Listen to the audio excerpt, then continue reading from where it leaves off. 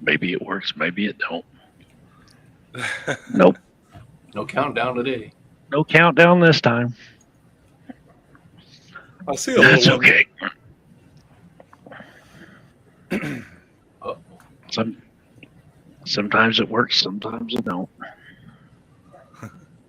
Now, Sean, I got to ask, where did you come up with the idea for that steampunk tank?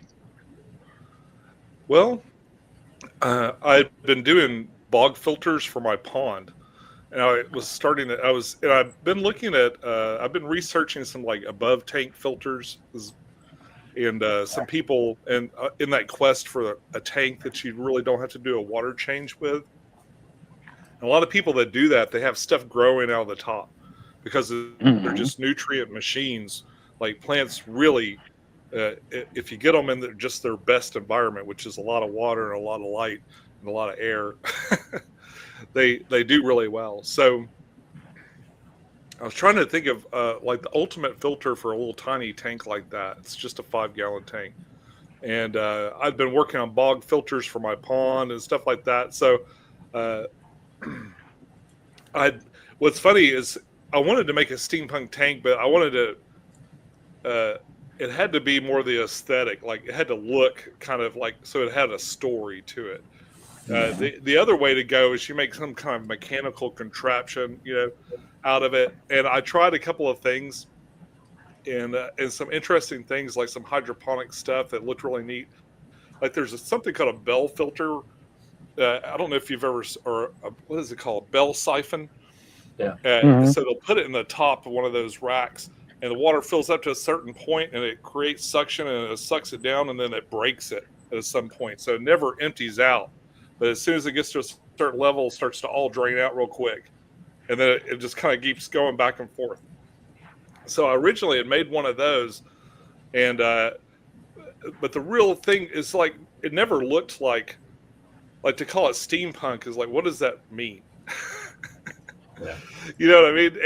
And I got a little like you could get a little too like thinky about it, right? So and I think I kind of got locked in like 3 years trying to figure out what the steampunk tank was going to be, and eventually I just decided just to run water into it and let it drain out without doing the fancy stuff because occasionally a thing would get stuck and it would flood.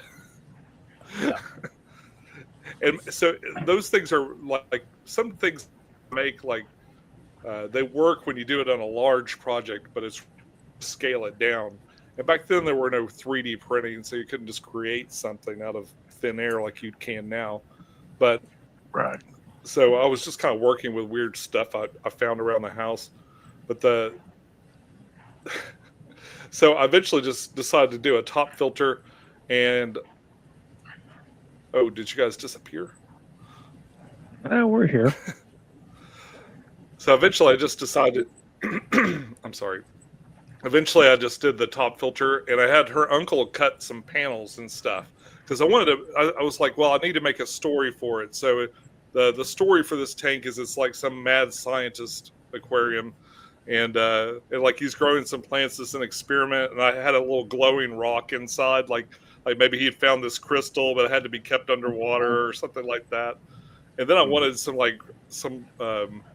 real non-shy fish. I think Rachel O'Leary suggested I use what was that first fish that was in there? I think they were it'll come to me. It'll come to me later. Later on, I decided to put in coolie loaches. So I went and got some like basic black coolie loaches from PetSmart and put in there, and they're doing great. Like, they're the only coolie loaches I know that like I've kept coolie loaches a few times. Usually they hide so you don't know if they're alive or not. Or the striped ones, I haven't been able to keep them alive very well. But these basic black ones, man, they've been going for years, and I see them all the time. Like they're real active in the window, and they kind of look like some kind of science experiment whenever you go to feed in there. So.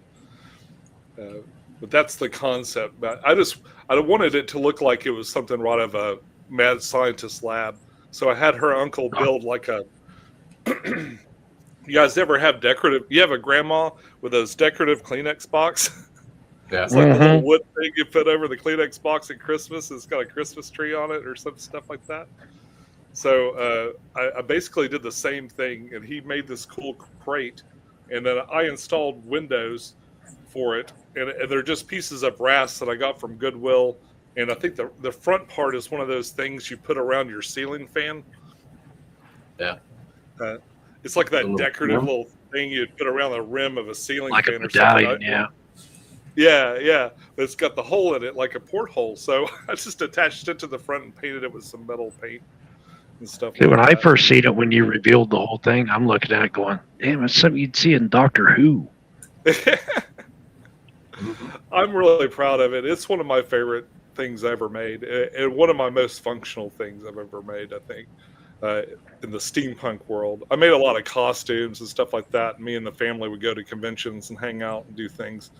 But I think that out of all the stuff I ever did that way, that tank is my favorite. And it's still going.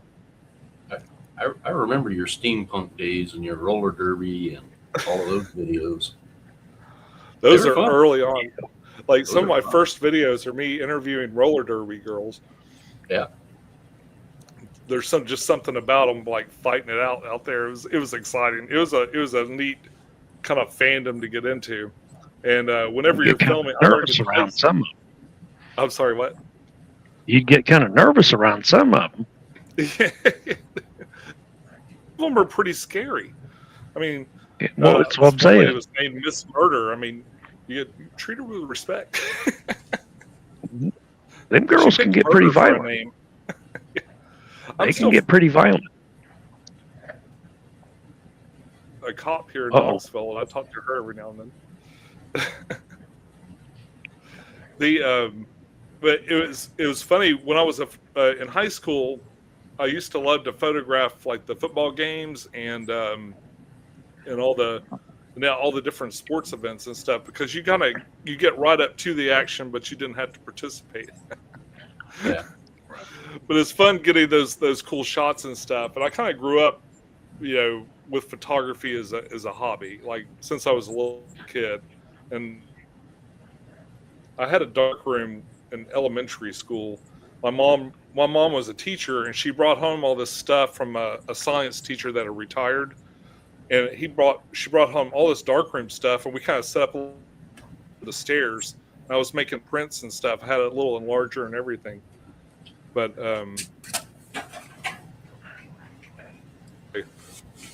part of my life forever. So I think that's how I ended up in YouTube. Yeah, I used to watch. So how about you guys? No. How much? We're both from Kansas, so Yeah. Oh, really? just Yeah, I'm on So, one side of the state. He's on the other. yeah. Did you guys meet online, like doing these videos and stuff? We met through an auction where I was actually donating fish, and Mike won them. Mm-hmm. That's how we met. And then You sends me donating his- Ghanaians. he sends me his address and was like, "Hey, he's not that far away." I'd like to get some more Ghanaians. Pretty cool. Curtis has got a bunch. Quite a few. I've got a lot of the beta patoidi. Yeah. It's like a wild beta. They get really big though, and they breed. They're mouth brooders too, which is unusual. I've got the Unimaculatas. Wild bettas. And then I've got a few of the Ghanaians. I've got the Scipio multipunctata and the Iliodon firstans, the trout Ghanaians. And Tiger Limia, just odds and ends of stuff. Knife life bears. Most of it all which come from Curtis, Oh, really? which come from It's Greg good to have Sage. clubs and have a source and stuff like that. Are you guys part of any clubs in your areas? There isn't any clubs around here. They're not. We have The one. only No. The only one I know of is in Kansas City. Okay. That's nice when you can get together like that. Like we'll have get-togethers and swaps and stuff, and they actually have one in Chattanooga too. That's really good, and they've got they started one in Nashville. So it's I feel really fortunate at this point in time to have a lot of fish people around. Yeah, we've had one of Because your it wasn't like that. It wasn't like that before. fellow Tennesseans on here quite often. With Mitchell Broom, he joins us quite often. Yeah, that's where We've had these are from. Mitchell. He Yeah, gave we them to had- a fella, and then they overbred on him, and then he gave them out at the club, and I took them home, and now I've got 11 of them, and they're still making babies.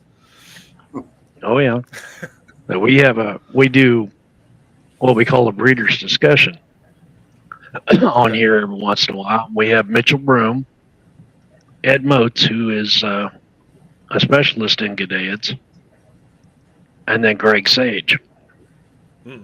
And then we have Jeff Kane, who's another breeder that comes in here, and we all just kind of, discuss different aspects of the hobby. Just pick a subject. I think next time we're talking about live foods. Mm-hmm.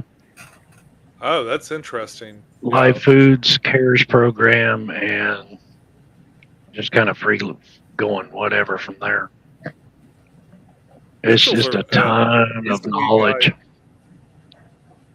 Yeah. I did a tour of his place. It was amazing. Yeah. I've Apparently watched everybody that one comes you to did. speak- Yeah, everybody that goes to the club down there apparently gets a tour of his place. It's like one of those places to see in Atlanta now. Must see place. He's got the biggest fish room in Atlanta, from what I understand. Where nobody stepped up to go, no, see mine, because it's pretty great. I haven't seen anybody do his greenhouse because he's got a greenhouse too. Oh, Mhm. really? Yeah, He outside. didn't even mention it. We were in his basement for like an hour or two, walking around in there. If he still has it, I'm pretty sure he does. He did a video of it years ago, and he's got all kinds of tubs out there too. Oh, We have him on the 18th. We might ask him and see if he's still got it going. I'm sure he does. you can't. Hey, Jody. It's handy to have the plants and stuff like that, to be able to just grow them all the time. Mhm. And I'm running out of room for Anubias. I've got Anubias like up to my ears. I just trimmed a bunch and put it in buckets and stuff. I'd really love to sell it or something. And so I've been trying to call up my fish stores and see if they'll trade for fish credit and stuff. Yeah, But might as well. yeah, You got some big ones in that tank in your front room, though. Holy cow, those are huge Anubias. yeah, it's Coprophilia, I think. I'm probably butchering the name. I'm classically bad with the names. That's why I usually put some Coprophilia? text down. Yeah, Yeah. they're big. They're kind of too big for most of my aquariums. I've they look got okay some. in the 210, but gosh, every other aquarium is like, argh. I've got the Coprophilia too, but I've got some Anubias gigantea, and the leaves are like 5 times the size of the Coprophilia leaves. Really?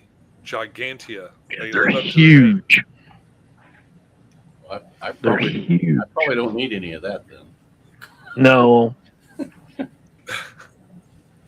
What's funny is over the years, for content, I would just buy more plants, different plants, and let's look at this plant, And so now I'm just kind of, but you lose track, because you take a P7, oh, here's a little baby, and I'll put it in this tank, and here's, so now I have lost track of what Anubias is what, because for some reason that and Crips are my 2 most successful plants, and they're weirdly over successful.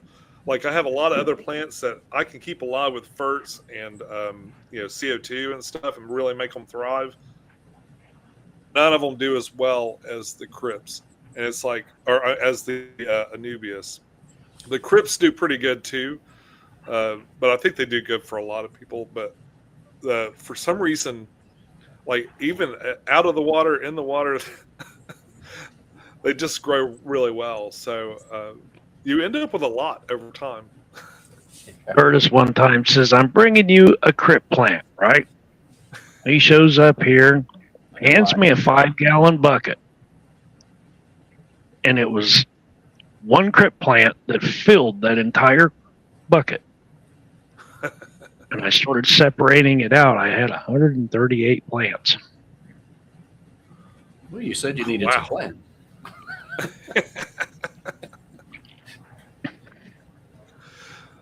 So, So, yeah. Curtis, do you grow a lot of plants in there? I see a bunch of planted tanks behind you. Oh, yeah, but Or it's all plants in basic. tanks.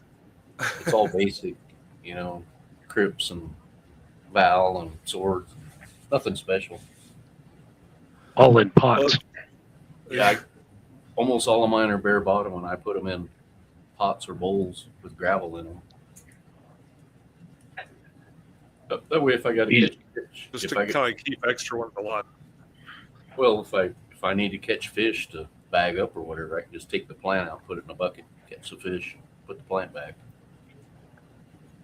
That makes it a lot easier, doesn't it? Oh yeah. Yeah, you don't destroy an aquascape that way. Yeah, I'm not looking to aquascape anyway. No. I'm no good at it, so. I'm not either, but Like, I like them to be pretty. I like to make pretty worlds and stuff, and it doesn't. And that ifs. Like, never gonna sell them, never gonna move them here, you know, because you're absolutely right. If you plan to remove those fish, like if you're raising up babies or something, I guess it'd be okay if they're dumb enough to stay at the top of the tank or something. Yeah, Like I don't care where I put an inler. Like they'll just come right to the top and you just scoop them out, right? yeah. But like I'm real careful where I put loaches and things like that. If they're not going to live there forever, then don't put them in there, or you have to take everything apart just to get them out. Well, that bio orb you got that's got, I think it's a tree house in it, 3D printed. Yeah, That's a pretty cool one too. yeah. It's a bio, so it's a little terrarium with it's got a humidifier in it basically, so it'll fog up every now and then. Mm-hmm. It's really handy. Those things are great if you've got some source of RO. I would hate to do that if I had to go get RO from Kroger or something. But I'm about to redo my kitchen, and I'm hoping to install an RO dispenser, so I have a permanent solution for that.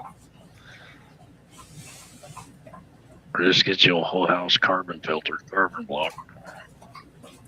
Huh. Yeah. So do you? You were talking about foods and stuff. What kind of live foods do you?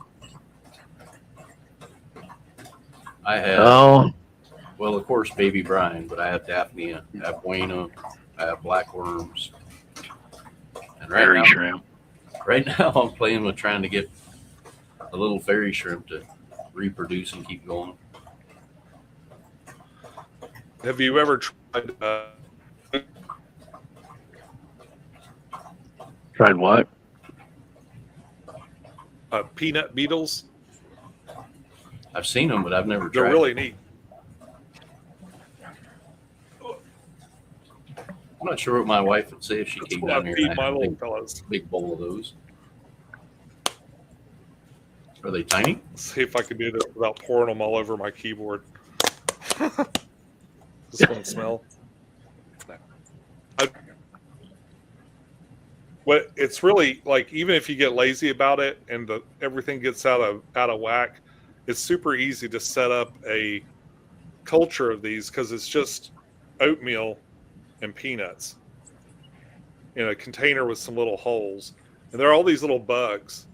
Now these little beetles, you don't feed those to the fishes, but you do feed. Here's a bunch of them. If I can get it up there, you feed the larvae. So they have to eat something about peanuts. They have to eat them in order to live. Something about there's some enzyme or something in the peanuts. But basically, I scoop out. So you can either break open the peanuts and kind of hope that you'll find a whole bunch of them, because every now and then you'll break open a peanut and it's just some kind of nightmare of worms. I don't know how to describe it. It's just like they're everywhere, and you're like, so you got to put them, put them into. I usually use the lid or something else. But what I did is I went and with my 3D printer, I designed a little container. Show and tell. Oh. In case anybody wanted to look at my ass, there you go. All right. So I made this little container, and I got this idea from looking at people that harvest mealworms, because mealworms have a similar life cycle, but these are much, much smaller. So I made one of these containers, and it's got, oh gosh, how am I going to show you this? Because it's full. There's little tiny holes in here, and only the worms can slip through. So I've harvested recently out of here, but normally there will be a bunch of little squigglies down in here. So I just kind of get a little portion from that culture. I put it inside of this container, and then I can kind of passively come in there, and I get some worms out of that without having to dig around. Because the only thing that sucks about this stuff is getting them. Yeah.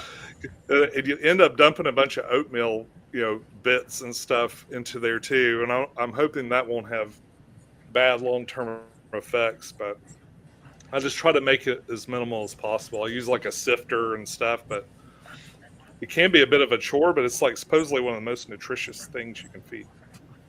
Yeah. My wife had frogs. So guess who inherited the mealworm farm and their fish room? You know what I'm talking about? They have those little stages that separate them and stuff. Yeah, I had one of those drawers with like the 3 drawers that you can pull out, and I had screen glued into the bottom so that the larvae would fall through. And every day I had to come home, make sure they had water and they had potatoes or something. I'm like, this is getting to be like a 30-minute job every day to feed your frogs. Yeah. Feed the frogs food. Yeah. Yeah. The frogs are cool. That were her frogs, not yours. Not mine. I didn't get them. I always say that the animal belongs to whoever feeds it. Yeah. Mm-hmm. Pretty much. That's how I justify taking ownership of our cat. Her part of that whole deal was sitting in the chair staring at them, and my part was actually catching them and cleaning the enclosure and the food. But, happy wife, happy life. Yeah. Whoever feeds it and whoever cleans its poop or deals with that situation. Yeah. Pretty much. Now terrariums are great because you just put more bugs in and they eat the poop. That's funny.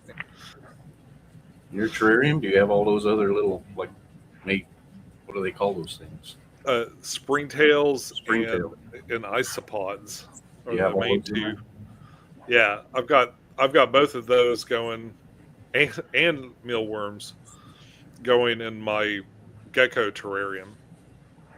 The mealworms happened by accident, but I didn't go hunt them down, and now they do a full life cycle every couple of days.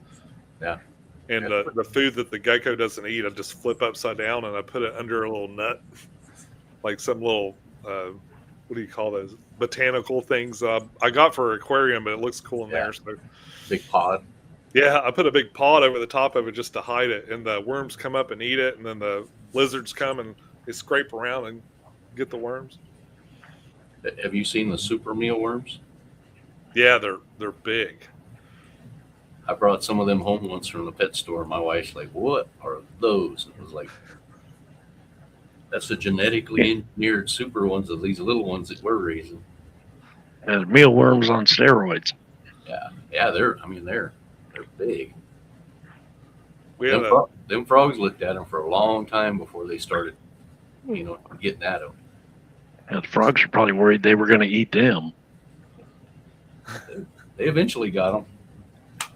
Like sandworms. we had a crazy pet store guy that would eat them. Oh, That's his little thing. It's like they go right down. No thanks. it's like eating a caterpillar or something. It was It's like back in the day they used to have the chocolate covered ants. grasshoppers, and no thanks. I went to Aquashella. I think it was 2020, 2021 or so in Chicago, and they did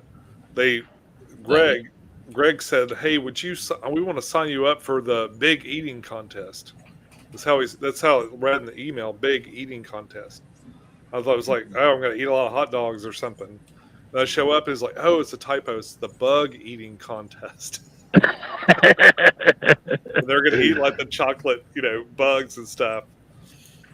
And I think Tanzo, or I can't remember. Yeah, he came up and was like, oh, these guys are one of my clients. Can I take your place in the contest? I was like, yeah, I think that'd be all right. That'd be a good idea. Yeah, that's for the best, I think. That's the one that Joey and Corey were standing next to each other eating grasshoppers and stuff.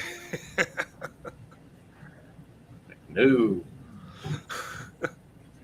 That's not for me. I'm not quite there. I'd forfeit that one. I'm just getting to the point where I'll tolerate, pull them out of a little box and stuff. I agree with Aquarium Domain, Jeremy. I'd forfeit that one. Big eating contest, my butt.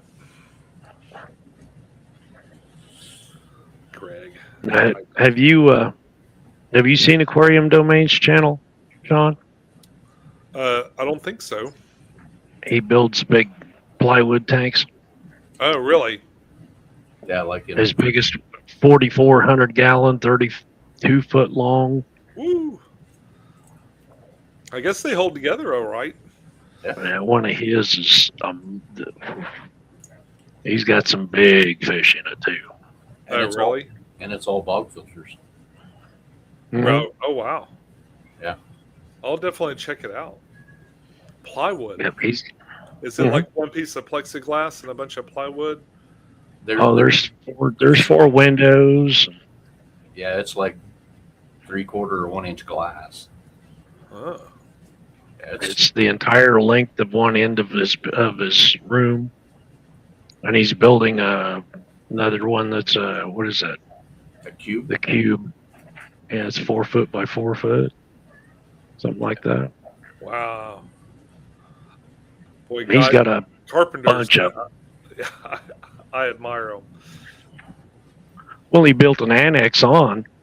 You have more room for plywood tanks. He's got saltwater tanks and sharks. Oh, wow. You can just build as big a tank as you want, then. Yeah. So you have just a huge place. Each one of them are kind of themed, like the 4,400 is the Xingu River. Huh. He's got one that's all African cichlids. He's getting ready. He's got a discus tank, saltwater.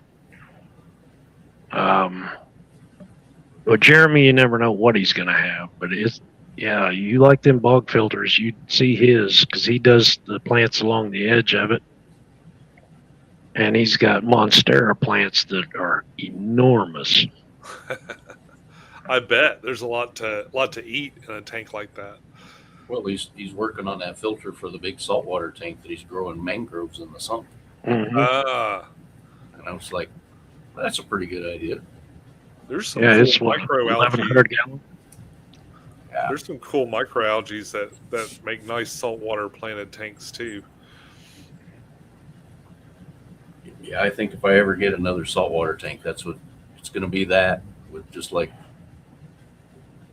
maybe what do they call them shrimp? The pretty shrimp, the sexy shrimp, sexy, something like that. Because you can get the current going and it waves.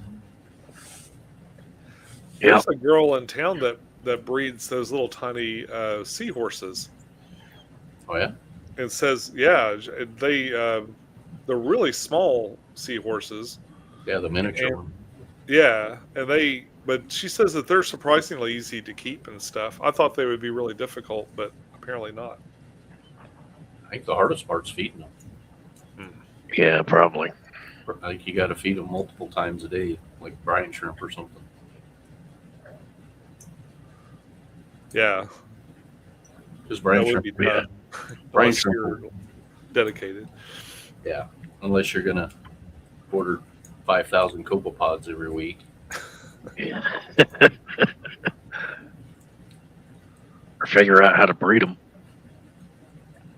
If you put the copepods in the tank before there's anything in there to eat them, you can get a really good colony growing there and in your sump. And let it Yeah, go. that's just a matter of attrition. Like, how much do they take versus how much are growing and stuff. You're basically just introducing bugs. Yeah.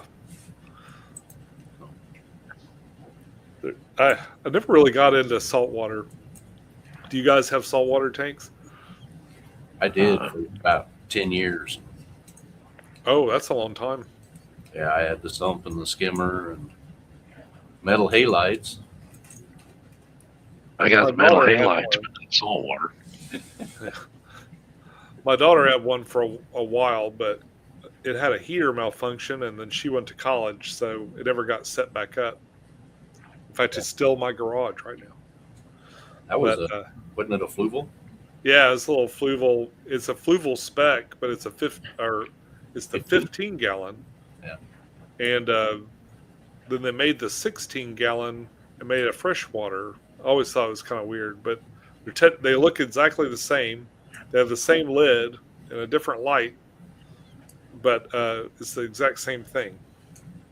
And the only difference is the light, Yeah, pretty much. but that and 1 gallon apparently. And it had to do with something about the way UK classifies saltwater tanks or something like that. It's to get around some regulation. Yeah, some rule and some exporting deal. So Yeah. I wonder if they're making them that like the 16 gallon and cutting them off somehow. Could be. Like, or what was that process? Or probably just made so many of one size and then so many of another size. But I thought it was kind of strange. Kind of like the Mega Flex. They add 1 gallon to it. It's now salt water. Yeah. I love the Mega Flex. The 32 gallon one's my favorite one. Yeah, they're nice tanks. Every time they have a contest, I put my name in there, of course, Or it says, Yep. you got to be a subscriber and like their Instagram and make a comment. And I'm like, make sure I get every step because I might get that tank. Yeah. Yep. Like you need another tank. Here's all my information. Yes, I don't have that tank though, Mike. I don't have that tank. Well, yeah, that's true. I got it. I'll probably, to be honest, if I didn't have a YouTube channel where people come to watch things about fluval aquariums, I wouldn't have bought it. But I asked for one of those, and they're like, "No, we don't have very many of those, so we can't just give you one." Oh, that's fair. So I went and bought it with the stand on sale. It was like a Black Friday sale or something, and I think it was around $500 or $600, which is a lot for a kid. That's the one with the shaker stand? No, this one, that's the shaker one. I'm talking about the Mega Flex downstairs. My 32. Okay. So I bought that one. Has that round front? Yeah, it's got the rounded front, and but it's the longer one. Yeah. And but I made aquarium videos for like 4 years off of that, so I've made the money back. Oh yeah. Eventually, My LFS has shaker. The shaker one they did send me, and I love it. It's like, I think it's my favorite kit tank, like tank that comes with all the parts and stuff that Fluval has. They're incredible. Well, I don't know. Like I've I've had a lot of high end tanks, with the low iron glass, and maybe they're cut, like the edges are cut in kind of a special way to make them a little bit more transparent and stuff like that. But there's something. This is pre-drilled out the bottom, which I know is pretty common for a lot of people have tanks like that. It's my first one to have that way, and it's just so much easier to get the sump going. It makes more sense. Yeah. The sump or the canister filter just goes down, right there off the bottom of it. Yeah. And Basically plug and play. Then you just yeah. So if I want to change that thing out, it's real easy to cut all the water off, and I don't have to dig and around a bunch of stuff. And then another whole side of the cabinet to store all the mishmagosh wires and stuff like that. So yeah, I Yeah, like my to outlet just got a few of them, man. He's got the black ones and he's got some white ones in there too. I've been looking at. Well, you just buy it, and the next time I'm at your house, I'll load it up. And like I need more tanks too. I have trouble. I love them, but I have trouble spending the money on the lighting. It's the lighting that usually gets me. Yeah. And I've tried some cheaper ones, and I've just not been very happy with some of the cheap Amazon lights. The older LED ones were pretty. You could get pretty good lights cheap. Yeah. But it seems like nowadays, like there's something about them. They're not as good as they were early on. Like you could get Stingrays and stuff like that for $30 or $40. These Stingray lights that were great, but now I love the Fluval ones work the best, and I love that no matter what era of the lights they are, like if they're ones from 10 years ago, or I don't know when they started doing that. I'd say 5 years ago, 5 or 6 years ago, or the ones that they made today, they all still work in the same app. Like they were consistent at least with that. And I've had a couple of times where I had to re-add a light or something, but it is just my favorite feature on a lot of these tanks and stuff. Like this came with one. I've got an aqua sky and I like it. Yeah. Do you get on the app and like change the? I love to make it like sunrise colors and then sunset colors. And like the electric storms, lightning, and all that. Yeah, you could get real granular with some of them and be like, I want it to do it Saturday at 2:00 and there'll be a storm. It could be cool if you're trying to trigger breeding that way or something. So yeah, especially if you can time it when you got an actual storm coming in. Be good for breeding cories. Yeah. You can just sit there on your couch and tell it to do. Well, I guess it's Bluetooth, so you got to be in the same room or something. But right. But everything else I've got's either, metal halide, twisty fluorescent bulbs, or shop lights. The fluorescent ones work better than anything, probably like the first. Or T8s. Yeah, like the first year or so, I guess. Yeah, that's the only bad part. You got to buy bulbs every year. Yeah. I think I'm growing plants like mad. Yeah, I'm sad I moved away from a lot. Like I'm looking at fluorescent bulbs more and more and stuff. Are you having trouble getting them, or you still get them pretty easy? Still get them. Yeah. You can get them right off Amazon. Oh, really? Yeah. They grow plants great. In fact, I'm going to get one for my garage tank, I think. Like the old twisty bulbs, the fluorescent twisty bulbs. I've got several tanks that I've got those in, and the plants grow like mad in there. Yeah. Yeah, it's just a twisted up fluorescent tube is all it was. Yeah, all it is. They're pretty great. I still got one for lizards and stuff too, because they could coat that bulb with different things to let it emit different frequencies. It's not like the old incandescent long tubes, that were about like that long. Yeah. I've got one of those, but the problem with them is they heat up too fast, and they'll heat the water up too. If you're not careful. They will.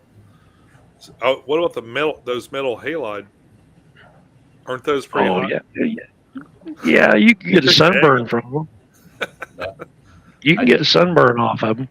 I did it one day. I had a shirt on like yours that was open on the neck, and I lifted the hood up and was cleaning the glass and everything. And the next day, I'm like, man, I'm itching. And I looked in the mirror, and it was just solid sunburn. Yeah, farmer tan. Yeah, it was like Yeah, note to self: either block that thing or shut it off. My goodness. I've never had one of those. They always call the ballast form a brick because it was the same Yep. size. It's the same size as a red brick. That's how Oh, big, wow. Hmm. and it weighs about the same. Yeah, pretty close. Yeah, it's a monster. They will heat up. I mounted the ballast like 4 foot from the tank because the ballast put out as much heat as the bulb. Oh, really? Yeah. Yeah. That's scary, isn't Yeah. it? I mean, if you're trying to heat up a fish room. Yeah. I had it a lot down of- there. I had it down there in the basement, so it didn't affect anything. And I set it on concrete blocks, so I wasn't setting it on a wood stand or anything. It's probably catch that thing on fire. Probably. Or melt through some plastic thing, Yeah. I enjoyed it because if you put the 7500K bulb or the 10,000, you could see it turn blue and you could see all the ripples in the water. Oh, wow. Mhm. Yeah, I bet. You get Isn't that? it real? It's real direct, kind of like the Kessel lights and stuff. Yeah, it reminds you a lot Yeah. of that. A lot like it. And then when I had mine, the bulbs were about $49, and I put a new one in about every 2 years or so. Oh, well, Hey, yeah. Tommy. I'm wondering how long the bulbs last. Yeah, they lasted quite a while. Yeah. So when I Well, was it's in like- photography, we used to use had modeling lights, which would be the light that you use to see what the light looks like before the flash goes off. Hmm. And they use these little what gosh, I'm lo- what do you call those little bulbs? The halogen bulbs. Yeah. Is that similar to what the metal halide are, but their halide are much bigger? They're much Sort of, bigger. yeah. I think they have a different chemical inside of them. Yeah. You had to wear gloves when you put it on, so you didn't get the Get grease from fingerprints your on it, fingers on it. Yeah. like a UV bulb. Yeah. Yep. That's kind of hard to do, when the bulb is, that big around, and probably Yep. 3 times the size of a regular screw-in light bulb. Yeah, I was a photo assistant, and all of our flashes had a big glove on the side of it, so you put it on and change the flash bulbs out and the modeling lights and stuff. Back when I was a caveman taking pictures with film and stuff. Chipping away at the rocks. Look just like you. Mhm. That's great. I think that's When I first got that hood and I took it out of the box, I'm like, well, there's the ballast. You plug that in. That's pretty. There's 2 more cords in there because there were fans on the end, Hmm. and they both blew the same direction to try to blow the heat out of the hood. Mm-hmm. So they made cords on them so you could run 2 different timers. Oh, really? Yeah, you'd have the fans come on, and then after the light went off, you let the fans run for like another hour, cool everything back off. Oh, that makes a lot of sense. Yeah, when I first saw it, it was like, what's the point of that? You know? And then you could call the company and talk to them, because I actually ordered the hood out of a freshwater marine aquarium magazine out of the back, the classified. And that guy picked up the phone and he's like, "Yeah, that's why there's get 2 timers." Oh, makes sense now. That's cool. I don't think. I guess fluorescents were just so much easier. Plus, I don't have a fish room. Like every time I make an aquarium, it ends up being in my living space. Yeah, this is upstairs in my little bonus room that I've taken over. But especially when I first got started, everything was in my living room, so I wasn't allowed to put big metal halide bulbs in there. Yeah. I was already kind of pushing my luck. It's like, hey, I brought home a slightly larger tank. We'll just take it up a little bit more in the living room, right? It'll be all right, right? I got away with 2 or 3 tanks up there until we pulled the carpet out and had them come put the wood floors in, and then she's like, "You and all your water are out of here." We did tiles, and now I'm really lazy. I'm way too lazy. My water change is just like sloshing it everywhere. It's awesome. It looks like wood, but it's all tiles. I'm on a slab, so it was real easy to do that downstairs. Yeah. Yeah, I'm real bad in here because it's just a concrete floor and there's a drain over there around the corner. So, Oh wow, that's the whoops. dream, right? Yeah, whoops. I never film lower than this in this room because this carpet is trash. It I looks know that bad. feeling. I look like I know that feeling. a college hippie or something lives here or something. It's bad. I had a little girl who liked to like slosh her juice everywhere and pets and everything else, and then I've just completely wrecked it doing projects in here, digging in dirt, carrying plants around. It's not made for carpet. This is not. Now, do you still have your other channel, Pecktec Air? Yes, I haven't posted on it, but it still exists. That it's funny. I don't play with my drone as much as I used to. I need to break it out. I kind of got lazy this summer and I didn't break it out at all. But every now and then I'll go somewhere neat and film it and put it up on the drone channel. So I used to see it pop up every now and then. It's like, Sean's got another channel. Then what? Pecktec games come up. I've been doing What are you doing? well, game videos are really easy to make. They're easier than fish videos in some ways, you know.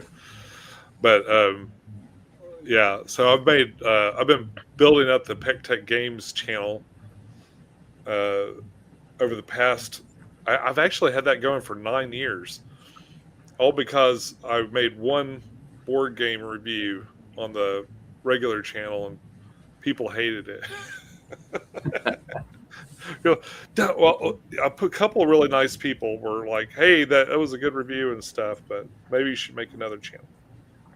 And they were right because it's YouTube is YouTube. You kind of like they're kind of like magazines after a while. Like it's a channel about this, and either it's about the person or it's about the stuff they do, and people are way more interested in this than this.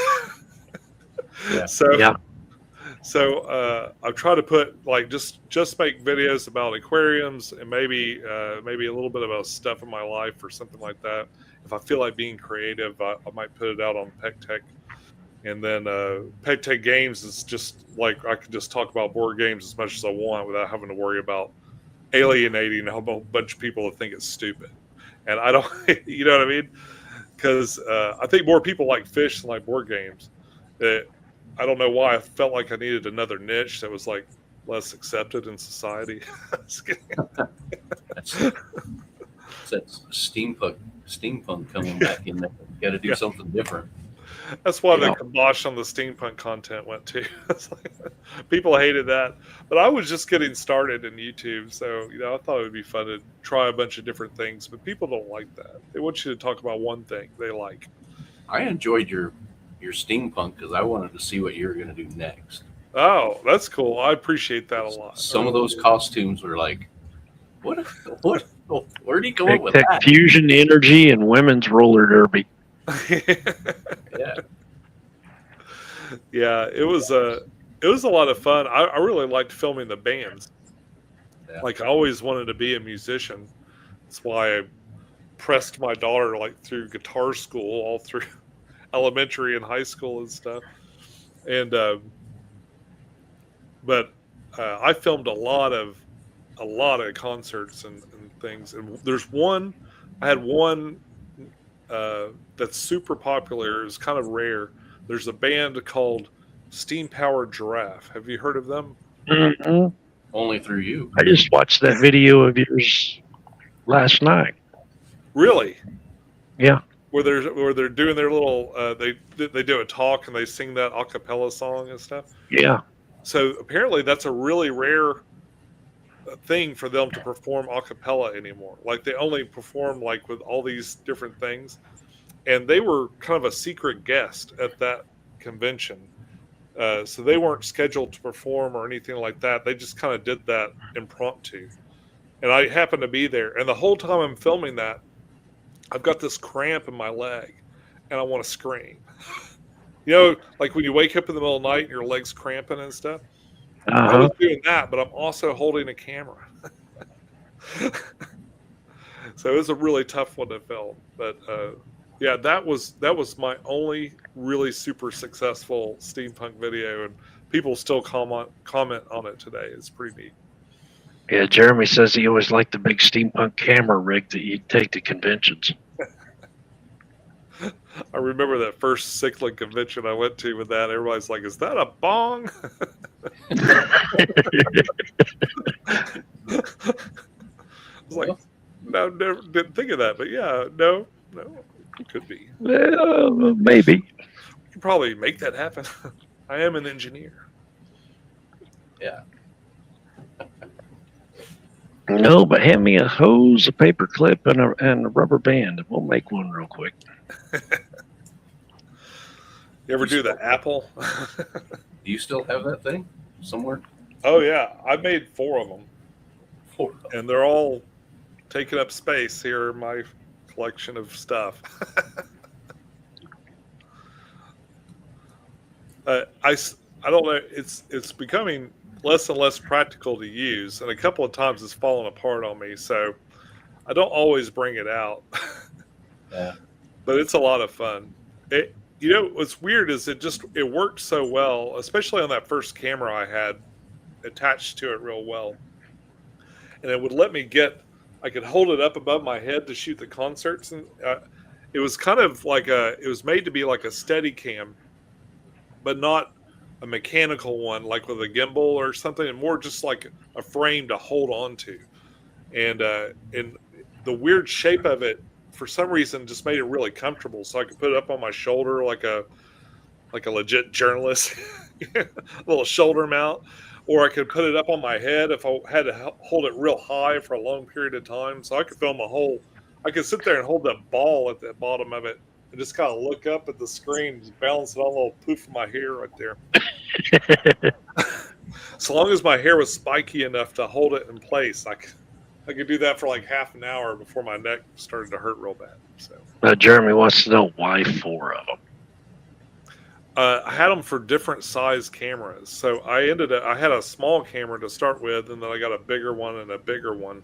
So I made bigger and bigger versions of it. And then I had my daughter would take the small cam and the other, and my daughter and my wife would each have one. So we all would go around when we did the steampunk conventions with little cameras on those things. So they wouldn't go to anywhere else and hold those though.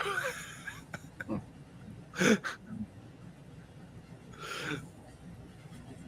also I've seen some of that steampunk stuff. A lot of it's pretty cool. It is neat. People are very, very creative, and it's fun. They really go all out. You should probably take Ed with you, because I've seen him dress up like he would almost fit right in there. I think he would. Yeah, I think He would. He's very creative. I actually had a steampunk themed pocket watch come in a while back that we worked on. That was pretty wild. Did you assemble it? Like, did it come in a kit? Yeah, no, it was fully functional. It just didn't run anymore, and we had to take it completely apart, clean it, put it all back together. And it's like, I'm looking at it going, I don't know what the hell. You know, where'd all this? That's a steampunk one. Okay, this is going to be a little bit more complicated to work on. No, it wasn't too bad. It was a chiming one too, so it was a little more complications in it, but it works now. See, most of the clocks I was just ripping up. I would go buy old broken clock manifolds and stuff with lots of gears in them and just take them apart and try to mix the gears in with other things. You can buy, if you want gears, you go on Amazon. They'll sell you like a bag full of gears, all different sizes, for like $20. Yeah, they didn't have There Amazon might be 10 might years be ago. some What else? that big around. There might be some that big around. See, I wish I'd had a 3D printer back then too, because like you just make all kinds of crazy stuff. I made this weird chair for my phone. It's like a chair under a blanket. My phone It's a chair cushion, a phone cushion. Oh, I think my other aquarium went to bed.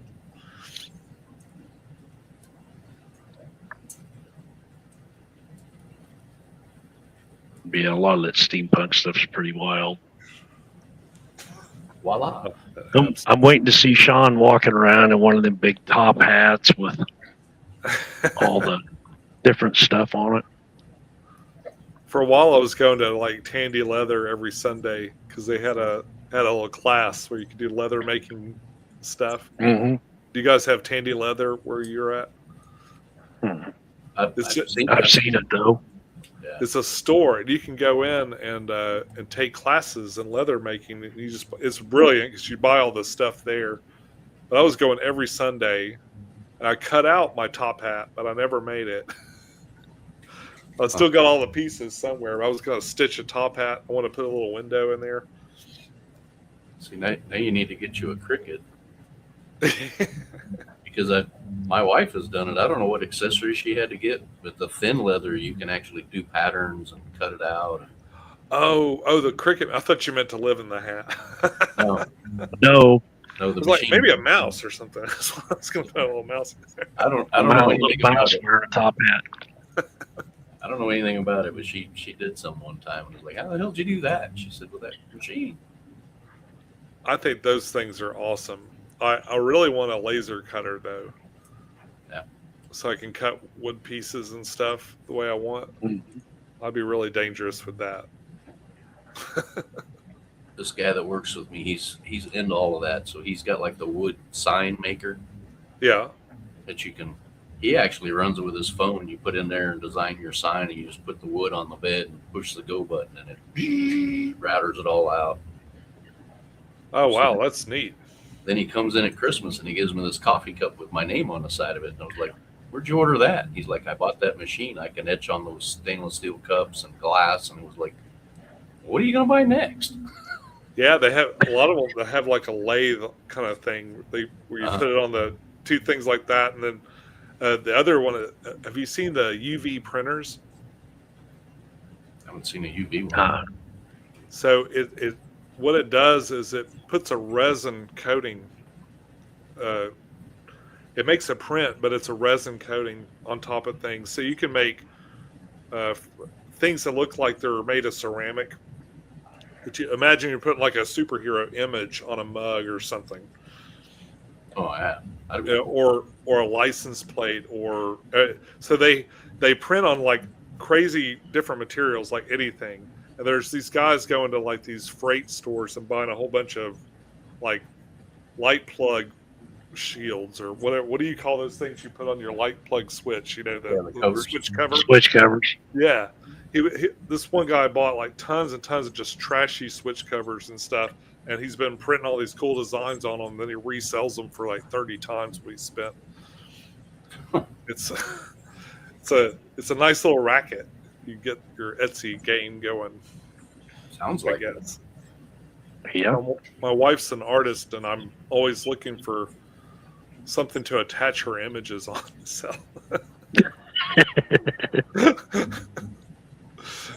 She'll come home. That'd be one way to do it. She'll come home from work and you changed all the light switch covers and outlet covers. It's like, why are my bunnies everywhere? Where did this come from? Yeah, she's making a whole bunch of greeting cards and stuff now. She's actually, I think the greeting card thing has been her most successful venture. But she's got a lot of cute animals, a lot of cute little animals. I'd like to start a channel up for her too. That's one of our goals this year, is to get her on YouTube talking about painting things. Yeah, something else that I suck at. I can only paint toys. Yeah, I see. And my yard looks terrible. People are like, "Oh, you maintain the inside plants really well." Like, I know what you're getting at. My ratty bushes as they walk up. Yeah, I'm that Yeah, guy. Jody's wanting to know where we can find her greeting cards at. Oh, find her on Facebook, and then she's got a web page. I think it's phpcreates.com. But she's a real easy catch on Facebook, where she's also PHP Creates. Well, Zen Ginger's a good enough mod. You'll have that here in about 1.5 seconds. Yep. If not 0.5 seconds. That's why She is indeed. if I'm a mod in a stream and somebody says, "Can somebody put that address in there?" I don't even touch my keyboard. It's like I already lost. Jody got it. Yeah, Jody already got it. Jody beat her. That's one.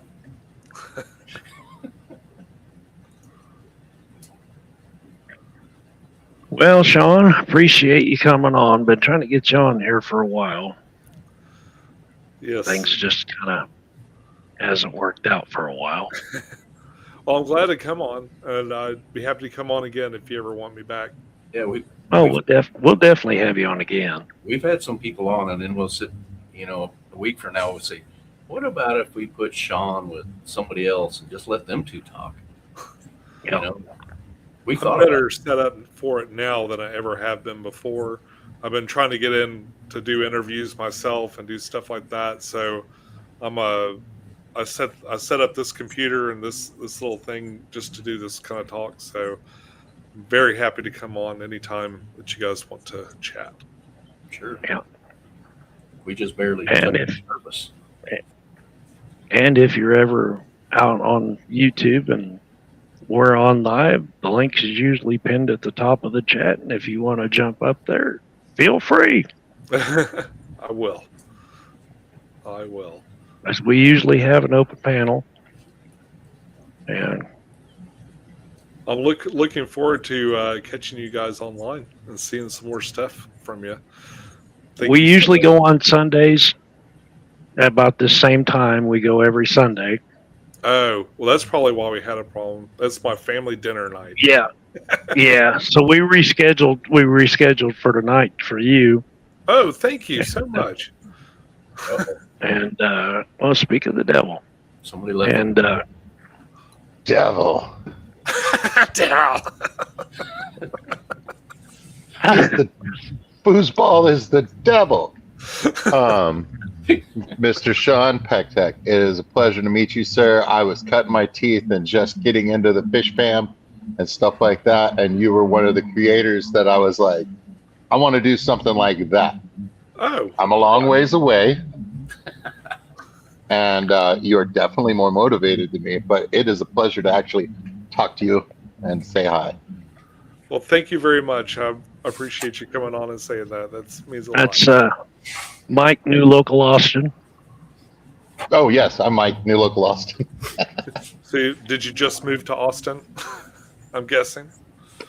No, in 1995, Austin, like many cities that are growing and stuff like that, like people move there and then they're like, oh, it's not like old Austin, you know what I mean? And they just say that constantly, and it's just a constant conversation, like local versus non-local, you know what I mean? So new local is an oxymoron. So when I was in 8th grade, I wanted to start a robot factory, and that's where Pecktec came from. That's awesome, dude. And then later on, I got an Xbox, and I had to have sort of an online name. I didn't want to just put my real name out, so I was like, I'll use my old robot factory name. But I probably would have put an H on if I did it today. Put an H on the end there. Yeah.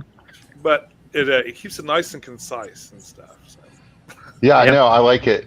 It's it's just like it does like have like a brand. It's just like oh man, is that one of those new such and such? It's like, nah, man, this is Pecktec.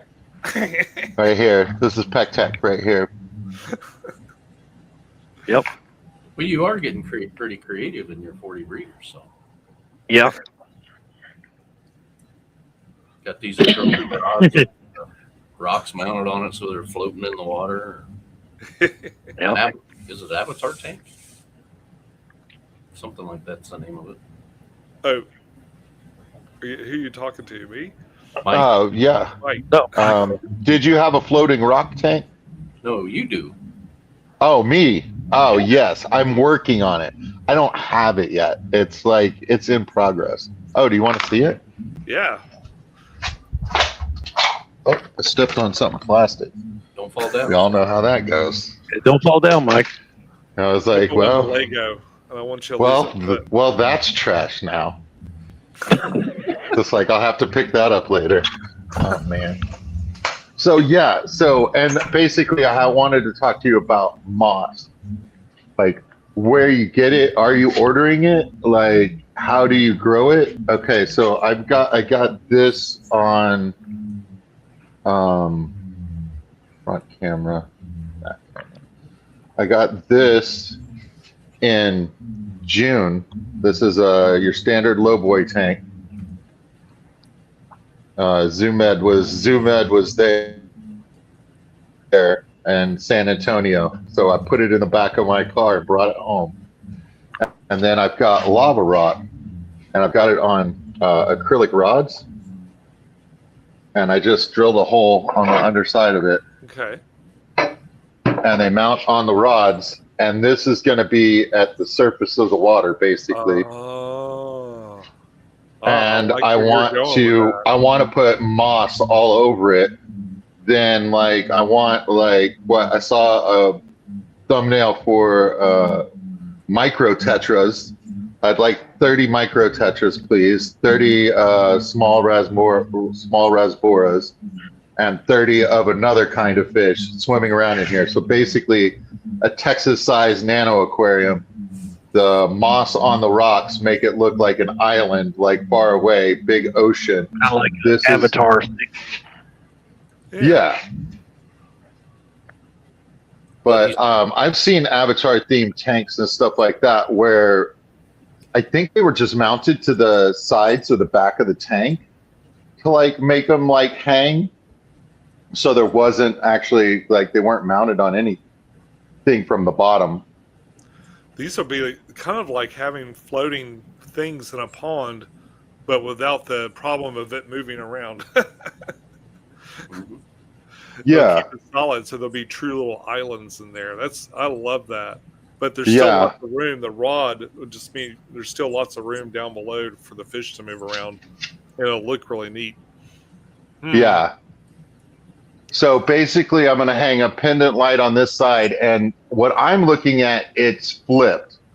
So this side is the rock cluster is on the left, and the this rock will be submerged underneath the water. Right, just to tie it all in. And I'm going to have a pendant light on that, and then so this will kind of be in shadow, and that's what the moss is going to like. Yeah. So how do I get moss on there, bud? So you could put moss on there and then wrap thread around it to kind of keep it going. It wouldn't look super pretty at first. If you use flame moss, it tends to kind of want to go up, like it sticks up a bit. Mm-hmm. So you might be able to do that around the periphery with maybe some glue and stuff. It's going to be hard to keep it from looking janky short term. If it grows real well, if it's wicking the water real well and stuff, then it'll probably do good in the long term. But Yeah, I was thinking about using like the cloth and like have on the backside of the rocks hang off, and then it could wick water up onto the top if the rock itself wasn't wicking water well enough. it'd be hella expensive, but you could also grow buse on there pretty well. Yeah. And they have kind of leafy, jungly looking. Yeah, so if you bought mats of it, it may be like to supplement the moss. Like maybe if you didn't want it all, Right. you could have some other shapes in there. It's kind of fun to mix different types of leaves, and so you could probably find that micronubis or maybe nana. You could also put it around. I put anubis on everything. I have so much of it. But Yeah. that I was, had a question about that. I don't know. They wouldn't look as much like little individual islands, probably like you envisioned. But Right. I wanted this all to be like one big island. So I wanted everything to like kind of bush over this spot where there's space in between and stuff like that. Or if moss likes to be underneath there, then like it could grow and like kind of bush out a little bit. for me, it just never grows the way I want it to. Yeah. Like, and then it ends up kind of falling off, and then it's all over the tank except for where I wanted it. I was looking at different moss slurries. Yeah. Oh, yeah. That might. Have you ever tried that? I haven't, but I've seen it. Where you? Okay. Have you? Do you know anybody that's done it? Huh? Have you seen anybody who's done it? Yes. Well, on YouTube, I've seen it. Okay. Yeah, and it looked like it came out okay. Yeah. I don't know why I turned my camera off. I think it was. Gosh, who did that? It was all the rage about 7 or 8 years ago. Right, exactly. That's where I'm at. You know what I mean? Like I'm just going to bring it back. Like as I fall behind, eventually I'll be ahead of the curve. I think it's fine. It's just it requires some patience, and that doesn't usually make for good YouTube videos. So, but it was like yogurt. I think they were using. Well, there's a bunch of different recipes. One guy I saw was using yogurt and a whole bunch of moss, and they just put it all in buttermilk with some other material, and then you paint it on, and then you kind of put it in just like a real humid environment. Like maybe you put water in there and cover the top or something like that, and then you just let it grow, and it kind of makes a perfect little moss bed around. That's your best bet. That was kind of like neat. Okay, yeah, that was what I was considering at the moment, and I keep forgetting about that. That was such a neat thing. I never really got a chance to do it because when I set up an aquarium, it usually takes up a lot of space for a long time until it starts looking ugly. Yeah. I get to get rid of it. It's going down. What was the other thing I wanted to pick your brain about? Thank you, by the way, for allowing me to pick your brain like this. This is fun. Anyway, guys, sorry, we'll call her good here, Mike. We'll finish this backstage. And oh, I didn't realize that we were live. That's hilarious. Oh yeah, I'm glad that I didn't do anything too embarrassing. That's why we told you to fall down, because we'd have all clipped it. Yep. Anyway, that's hilarious. Well, guys, hey, that's how I act backstage. So don't be scared to invite me backstage. Yep. But thanks again, Sean. Really appreciate it. We'll have you on again for sure. And we'll see everybody Sunday. All right. Sunday.